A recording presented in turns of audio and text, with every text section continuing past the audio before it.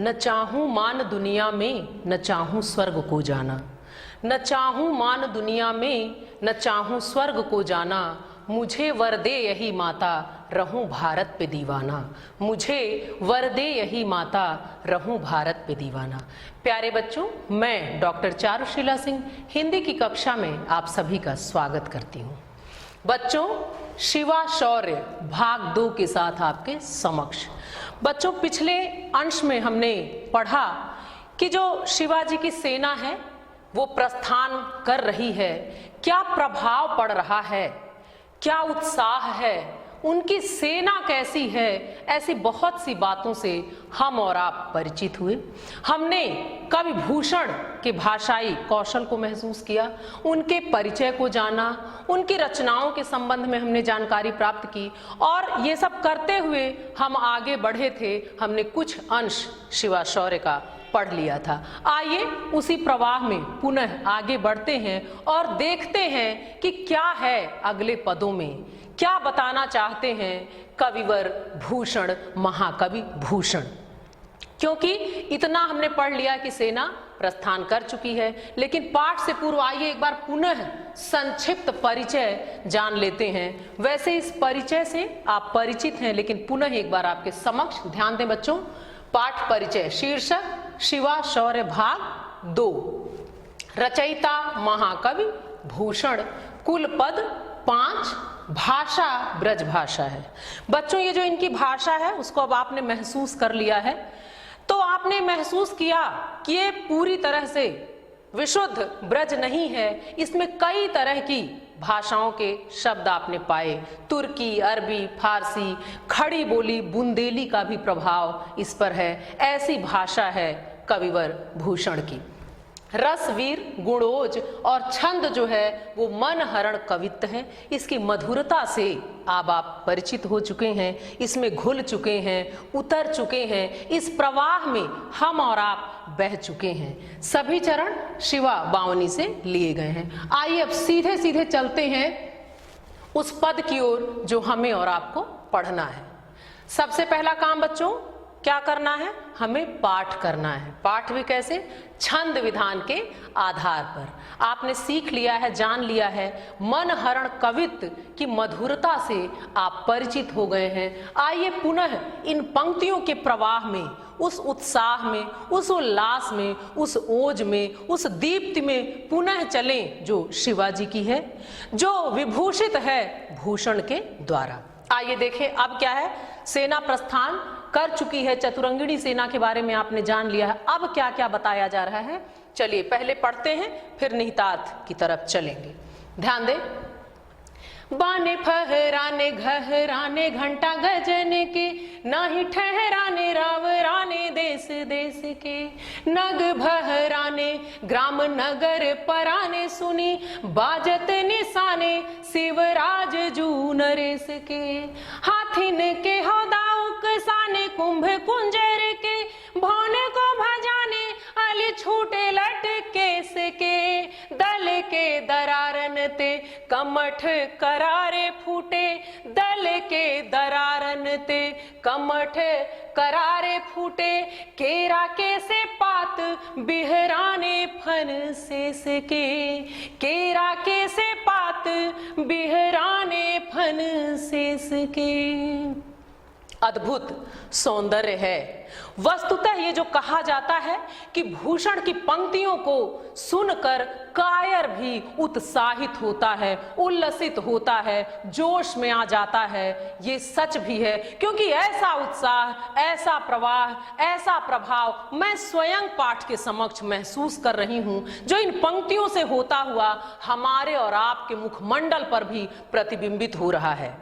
रोंगटे खड़े हो रहे हैं। आइए इसके अर्थों में चलते हैं कि क्या कहते हैं कवि। ध्यान दें। बाने फहराने, बाने अर्थात झंडे, क्योंकि निकल चुके हैं तो जो उनकी पताका है, जो उनके झंडे हैं वो फहरा रहे हैं। घहराने घंटा गजन की, सेना प्रयाण कर चुकी है, वो कूच कर चुकी है, तो शिवाजी की सेना के जो झंडे हैं, जो बाने, बाने का अर्थ झंडे, वो फहरा रहे हैं घहराने घंटा गजन के, और हाथियां जो मदमस्त हैं उनके गले में जो घंटे हैं वो भी उच्च स्वर में बज रहे हैं, क्योंकि सबके उल्लास की बात हो चुकी है कि हाथियां मदमस्त हैं। तो जब वो मस्ती में चल रहे हैं तो क्या है, हाथियों के गले में जो घंटे हैं बंधे हैं वो भी घहराने उच्च स्वर में बज रहे हैं। और क्या क्या हो रहा है, ना ही ठहराने रावराने देश देश के।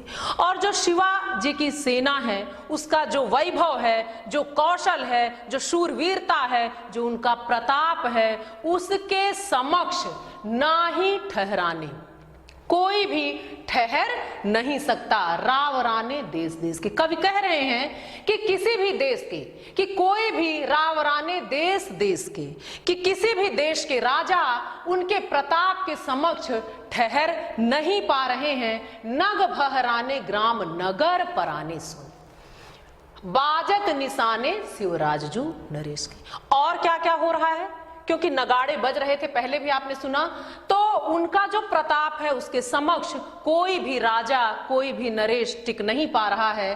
और क्या क्या हो रहा है, नग भहराने, जो पर्वत हैं वो भी ढहने लगे हैं। भहराना मतलब गिरना, ढह जाना। वो भी उनकी सेना की धमक से, उसके उत्साह से, हाथियों की रगड़ से, उनके उल्लास से ढहने लगे हैं। ग्राम नगर पराने सुन, और पराने का अर्थ होता है भागना। और जो ग्राम है, जो नगर है, वहां के रहने वाले लोग भी भागने लगे हैं, पलायन करने लगे हैं। सुन, क्या सुन के, बाजत निशाने शिवराज जू नरेश के।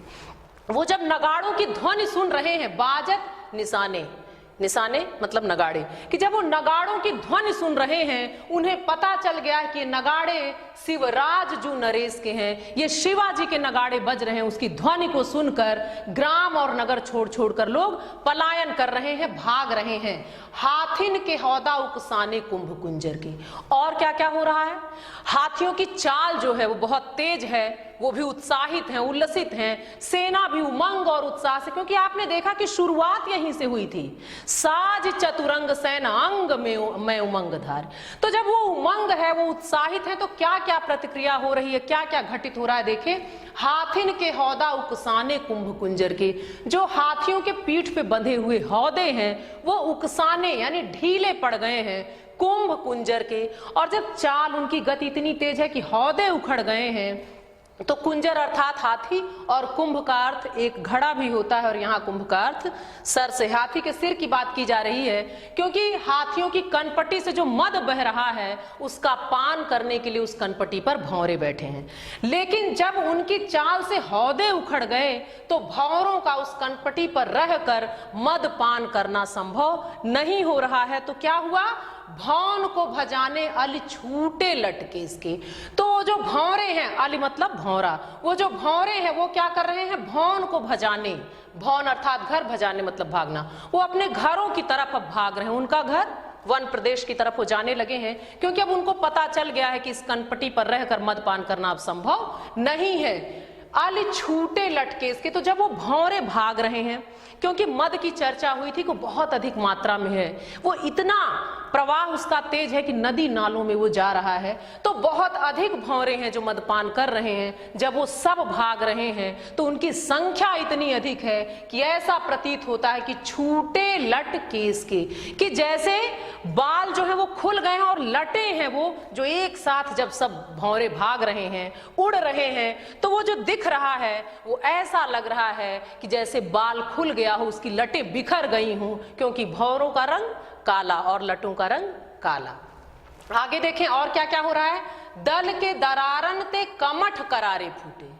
ये देखिए, जो दल की बात की जा रही है, इनके सेना की बात की जा रही है, कि जो सेना है उसकी धसक से, उसकी धमक से, उसके प्रभाव से क्या हो रहा है, उसके भार से क्या हो रहा है, कमठ अर्थात कछुए की कड़ी जो पीठ है वो भी फूट जा रही है। किस कछुए की, जिस पर ये टिकी हुई है।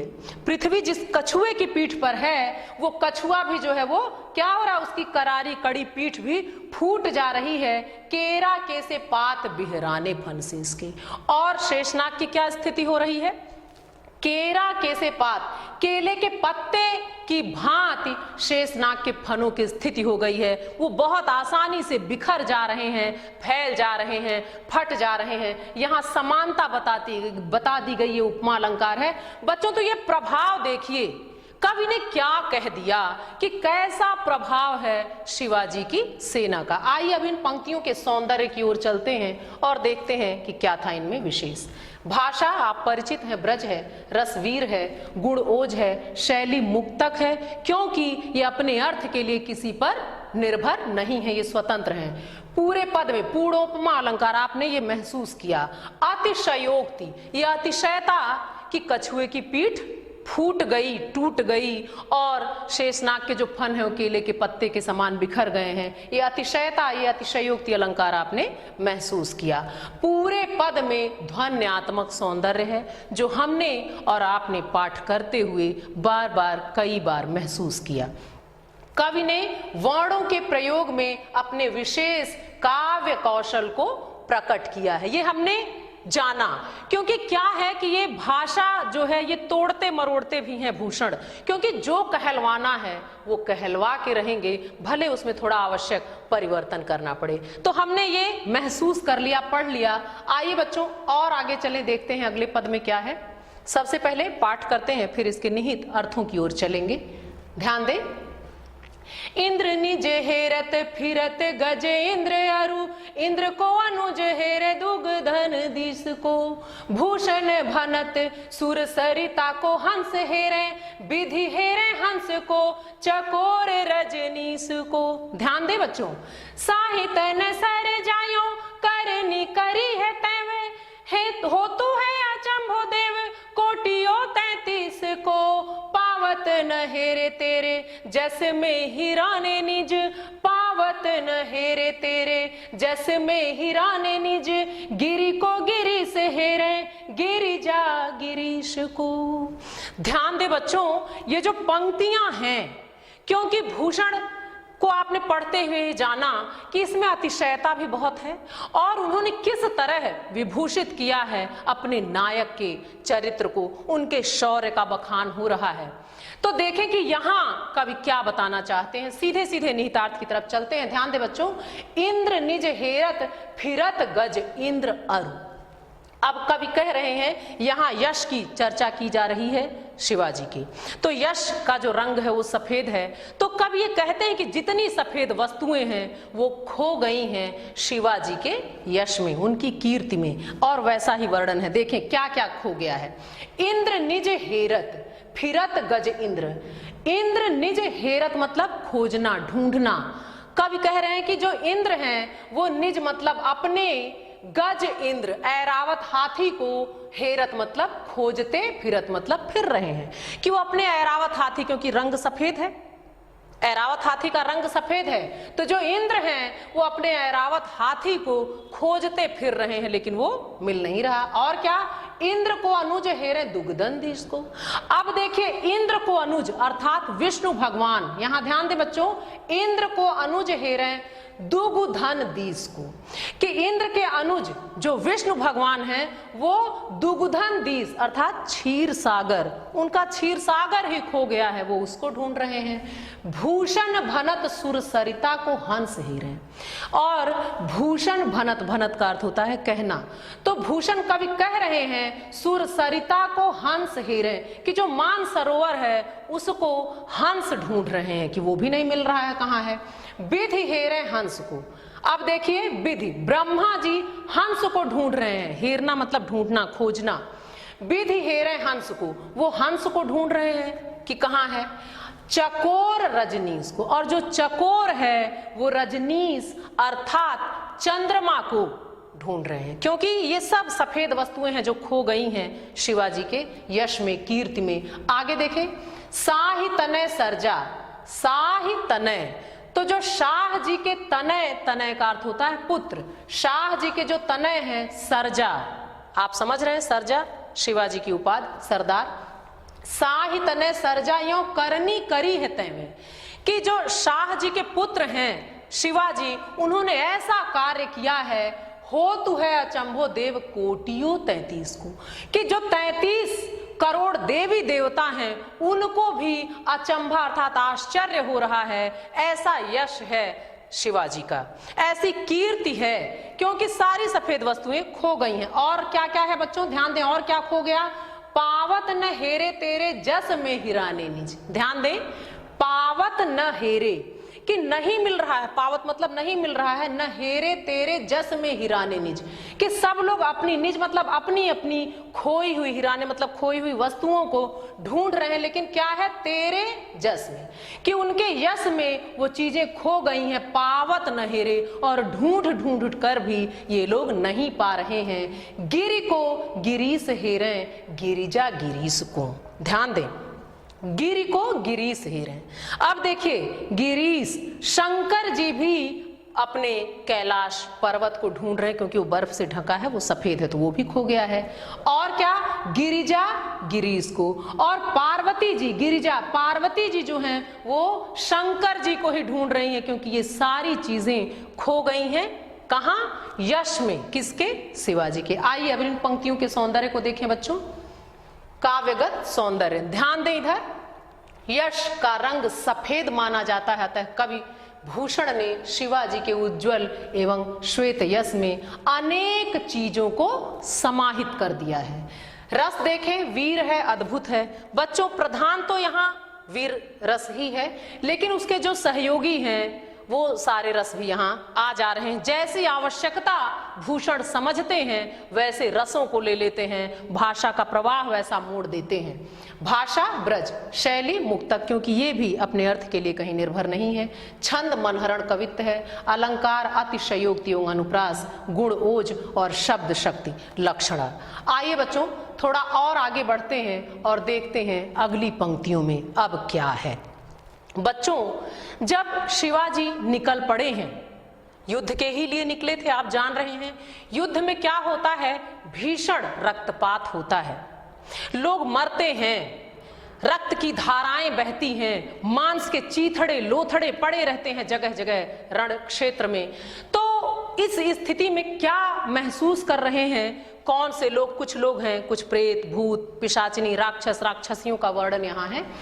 तो इसका वर्णन यहाँ कवि कर रहे हैं कि जो भीषण नरसंहार हुआ है, युद्ध क्षेत्र जैसा दिख रहा है, वो रक्त और मांस के लोथड़े, उसको देखकर जो प्रेत हैं, जो राक्षसियां हैं और भी कई चीजें हैं, क्या प्रतिक्रिया है उनकी, इसी का वर्णन इस पद में किया गया है। आइए सबसे पहले पाठ करते हैं इन पंक्तियों का, फिर निहित अर्थों की ओर बढ़ेंगे। बहुत अद्भुत और उल्लासपूर्ण है ये वर्णन, तो पढ़ते हैं, देखते हैं क्या है इसमें। सबसे पहले पाठ बच्चों। प्रेतिनी पिशाचरु निशाचर निशाचरी हूँ, मिले मिले आपसु में गावत बधाई है। भैरो भूत प्रेत भूरी भूधर भयंकर से, जुथ जुथ जोगनी जमाती जोरी आई है। ध्यान दे क्या क्या बता रहे हैं कवि, क्या कह दिया उन्होंने, अद्भुत। किलकी के कुतूहल करती काली, डिम डिम डमरू दिगंबर बजाई है। शिवा पूछे शिव सो, समाज आजू कहाँ चली, काहू पे शिवा नरेश भ्रिकुटी चढ़ाई है। काहू पे शिवा नरेश भ्रिकुटी चढ़ाई है। अब देखिए पराकाष्ठा है कि कैसा अद्भुत वर्णन कर दिया गया है कि पार्वती जी भी प्रश्न करने लगी हैं शंकर जी से। आइए चलते हैं इन पंक्तियों को पढ़ते हैं, इसमें निहित अर्थों में, इसके मर्म में, इसके प्रवाह में, इसके उल्लास में, इसके उत्साह में उतर जाते हैं और देखते हैं कि अब कवि क्या बताना चाहते हैं। ये शौर्य की गाथा है, निसंदेह हमारे और आपके उल्लास की गाथा है, हर्ष का विषय है, ये हमारे स्वाभिमान का विषय है। आइए इसको मनोयोग से पढ़ते हैं। ध्यान दे बच्चों क्या है इन पंक्तियों में। प्रेतिनी पिशाचरु, निशाचर निशाचरी हूं। अब कवि कह रहे हैं, क्योंकि वो रक्तपात है, तो कवि कहते हैं कि उस दृश्य को देखकर प्रेतिनी पिशाचरु, जितने भी प्रेत हैं, भूत प्रेत निशाचर और निशाचरी, राक्षस और राक्षसियां, ध्यान दे बच्चों, प्रेत प्रेतिनी और राक्षस राक्षसियां जितने भी हैं वो क्या कर रहे हैं, मिल मिली आपस में गावत बधाई है।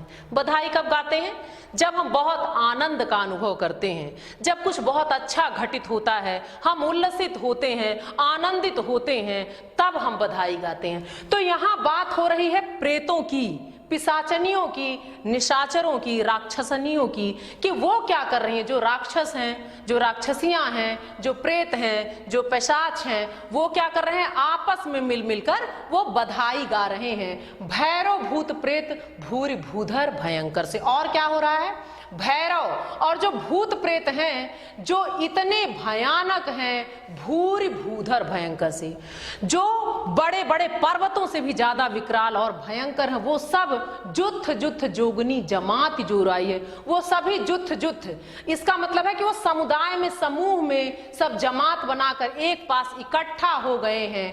किला की के कतूहल करत काली, और जो काली हैं वो भी आनंदित हैं और किलकारियां मारकर वो अपने हर्ष को, अपने उत्साह को, अपने कौतूहल को दर्शा रही हैं। डिम डिम डमरू दिगंबर बजाई है। और जब वो नरसंहार हो गया है तो जो शंकर जी हैं वो भी अपने डमरू को बजा रहे हैं। ये डिम डिम उनके डमरू की आवाज है। शिवा पूछे शिव सु, और ये सारी स्थिति देखकर शिवा अर्थात पार्वती जी शिव अर्थात शंकर जी से पूछ रही हैं, समाज आज कहाँ चली, कि ये जो भूत प्रेतों का आपका समाज है ये आज कहाँ जा रहा है। काहू पे शिवा नरेश भ्रिकुटी चढ़ाई है, किस पर। यहाँ देखें शिवाजी को कैसा अद्भुत बना दिया गया कि वो पूछ रही हैं शंकर जी से कि किस पर शिवाजी ने अपनी भ्रिकुटी चढ़ाई, यानी वो किस पर क्रोधित हो गए हैं कि ये पूरा समाज उल्लसित होकर आगे बढ़ गया है। आइए बच्चों, काव्य सौंदर्य, बच्चों जो अंश अभी आपने पढ़ा, आइए अब उसके काव्यगत सौंदर्य को देख लेते हैं। बहुत ही ये जोश से भरा हुआ प्रसंग रहा, हमने इसको पढ़ा और हम और आप कई बार मुग्ध हुए भूषण की इस भाषाई कौशल पर, उनकी दक्षता पर। उन्होंने जो अतिशयता लाई वो भी बड़ा ही मनोहारी रहा। कई सी ऐसी बातें हमने और आपने पढ़ी जो हमने इससे पहले शायद नहीं पढ़ा था सामान्य रूप से, क्योंकि यहाँ जो भाषा का प्रवाह था वो अलग ही था, है ना बच्चों, ये आपने महसूस किया। क्योंकि यहाँ जो ब्रज का शुद्ध रूप बिल्कुल नहीं था, उसमें कई भाषाओं के जो शब्द आए थे उन्होंने भी आकर्षित किया, हमें और आपको बांधा। वस्तुतः भूषण की यही विशेषता है। बच्चों जब वो ओज के प्रवाह में उतर जाते हैं तो वो भाषाई बंधनों को स्वीकार नहीं करते। जैसी आवश्यकता होती है, जितना प्रवाह लाना होता है, जैसा जोश लाना होता है, जैसा विषय होता है, जैसा उनका मन होता है, जैसे विचारों का वेग होता है, वैसे ही वो अपनी भाषा को तोड़ देते हैं, मरोड़ देते हैं, पंक्तियों में जोड़ देते हैं, और इतनी दक्षता के साथ कि हम और आप भी मुग्ध हो जाते हैं बार बार, कई बार। आइए देखें काव्य सौंदर्य। ध्यान दें बच्चों, बहुत सारी बातें अब आप जान चुके हैं, जैसे भाषा की ही बात मैंने की, तो देखें अब इसमें क्या क्या था। अप्रस्तुत प्रशंसा अलंकार, इसे व्याज स्तुति अलंकार भी कहते हैं। जब कोई हमारे समक्ष नहीं है और उससे जोड़कर उसके बारे में हम कुछ बताते हैं, उसकी प्रशंसा करते हैं, तो उसको व्याज स्तुति अलंकार भी कहा जाता है, और वही अप्रस्तुत प्रशंसा अलंकार भी कहलाता है। और देखें बच्चों, पद में अनेक स्थलों पर, ध्यान दें, पद में अनेक स्थलों पर अनुप्रास अलंकार है। अनुप्रास अलंकार, जब एक ही वर्ण की बार बार आवृत्ति होती है तो वहां अनुप्रास होता है। आपने यहाँ पद में कई बार महसूस किया कि अनुप्रास अलंकार आया है। आइए एक बार दिखा भी देते हैं, क्योंकि देखिए यहाँ प्रेतिनी, फिर प की, न की, और देखें डिम डिम, फिर ड, ये ड जो बार बार आ रहा है, क कई बार आ रहा है, तो ये बार बार आने से यहाँ अनुप्रास अलंकार है जो आपने पढ़ा, महसूस किया और जाना, क्योंकि एक ही वर्ण की आवृत्ति एकाधिक बार, एक से अधिक बार हुई है। पुनः देखें, और रस जो है वो वीर है। वैसे तो प्रधान रस यहाँ वीर है, लेकिन बच्चों आपने वर्णनों को पढ़ते हुए महसूस किया कि जैसे आवश्यकता रही अद्भुत भी आ गया, विभत्स भी आ गया। तो जो आवश्यकता थी, लेकिन जो प्रधान रस था वो वीर ही था इन पंक्तियों में, और सहयोगी रस जैसे जैसे आवश्यकता पड़ी उसको भी कवि ने लिया है, प्रयोग किया है। बुंदेली भाषा का प्रभाव है। वैसे तो ये ब्रज भाषा, लेकिन हमने ये पढ़ा है और जाना भी कि कई भाषाओं के शब्द मिलते हैं, तो यहाँ हमने जो पढ़ा उसमें बुंदेली का बहुत अधिक प्रभाव था, जो आपने बार बार महसूस भी किया बच्चों। आइए अब थोड़ा और आगे बढ़ते हैं। ध्यान से देखें बच्चों इन पंक्तियों को। ये जो आपने अंतिम अंश, अंतिम पद पढ़ा है, अंतिम छंद पढ़ा है, ये है वो पंक्तियां। इसलिए कह रही हूं ध्यान से देखें कि इसी के आधार पर आपको अभ्यास कार्य करने हैं। देखें नीचे की ये जो दो पंक्ति है वो रेखांकित है। शिवा पूछे शिव सो, समाज आज कहाँ चली, काहू पे शिवा नरेश भ्रिकुटी चढ़ाई है। इन दो पंक्तियों को आपको अभ्यास कार्य में लेना है, इसलिए इसे ध्यान से देख लें। अब आगे चलते हैं और देखते हैं कि आपको और क्या क्या करना है। ध्यान दें, अभ्यास कार्य। तो इसमें आपको वो रेखांकित पंक्तियां आपके ध्यान में रहे तो देखिए क्या क्या करना है। उपर्युक्त काव्यांश के शीर्षक और कवि का नाम बताइए, जो आप आसानी से कर लेंगे। फिर उसके बाद जो दो पंक्तियां रेखांकित थी, रेखांकित अंश की व्याख्या कीजिए। उन पंक्तियों की व्याख्या आपको करनी है। भी आपने पढ़ा है, आपने समझ लिया होगा, आप सहजता सरलता से उसे कर भी लेंगे।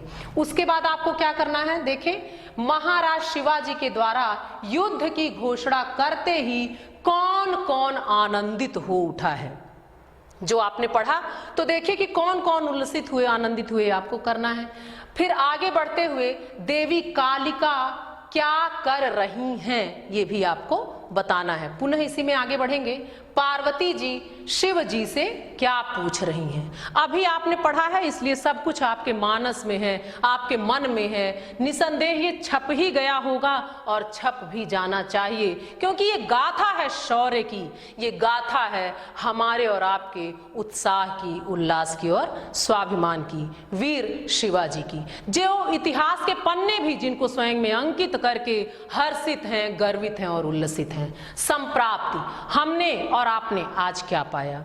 बच्चों इस पाठ को पढ़कर, इस प्रकरण को पढ़कर, क्योंकि पाठ खत्म नहीं हुआ है, इस प्रकरण को आज हमने समाप्त कर लिया है। शिवा शौर्य दो भागों में हमने इसे पढ़ा, सीखा, समझा और जाना। तो आज ये प्रकरण समाप्त हुआ है, लेकिन इस पाठ के अंतर्गत हमें छत्रसाल प्रशस्ति भी पढ़ना है, जो अगली कक्षा में हम और आप पढ़ेंगे। तो इस अंश के माध्यम से हमने और आपने क्या पाया। हमने और आपने ये जाना कि भूषण के ओज का जो प्रवाह है, जो प्रभाव है, वो कैसा रहा कि औरंगजेब से संबंधित जिस प्रसंग की बार बार चर्चा की जाती है कि भूषण की पंक्तियों को सुनकर उनका भी हाथ चला गया था अपनी मूंछों पर, तो निसंदेह गया ही होगा, क्योंकि हमने वो प्रभाव, वो प्रवाह बार बार, कई बार महसूस किया शिवा शौर्य के माध्यम से। तो ये एक बहुत बड़ी उपलब्धि है और निसंदेह राष्ट्रीय चेतना के कवियों में जो भूषण को शीर्ष पर रखा जाता है वो रखा भी जाना चाहिए। ये हमारा और आपका भी विश्लेषण है। आज के लिए बस इतना ही बच्चों। अगली कक्षा में एक नवीन विषय के साथ पुनः मिलेंगे। धन्यवाद।